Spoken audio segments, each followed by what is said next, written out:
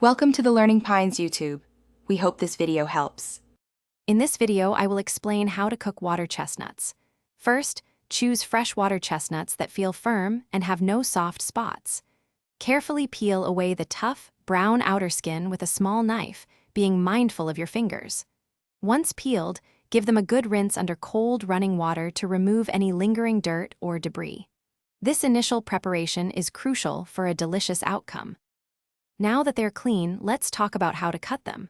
For stir fries, thin rounds, about 1/8 of an inch thick, work wonderfully, offering a pleasant bite. If you're adding them to a stuffing or a dumpling filling, dicing them into small, 1/4-inch pieces provides a delightful crunch. For salads or as a garnish, julienning them into thin strips adds an elegant touch and a different texture.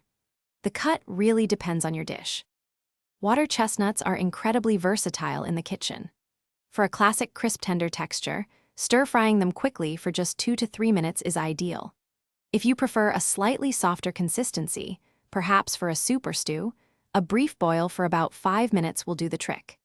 You can also roast them with a little oil and seasoning for 15 to 20 minutes at 375 degrees Fahrenheit to bring out a lovely nutty flavor. Each method offers a unique experience.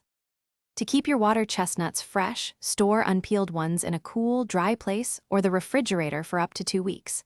Once peeled, submerge them in a bowl of fresh water in the fridge, changing the water daily, and they'll last for about 3 to 4 days. When incorporating them into your dishes, remember to add them towards the end of the cooking process. This ensures they retain their signature crispness, adding that perfect textural contrast to your meal. Enjoy! Thanks for watching. Consider subscribing if we helped you.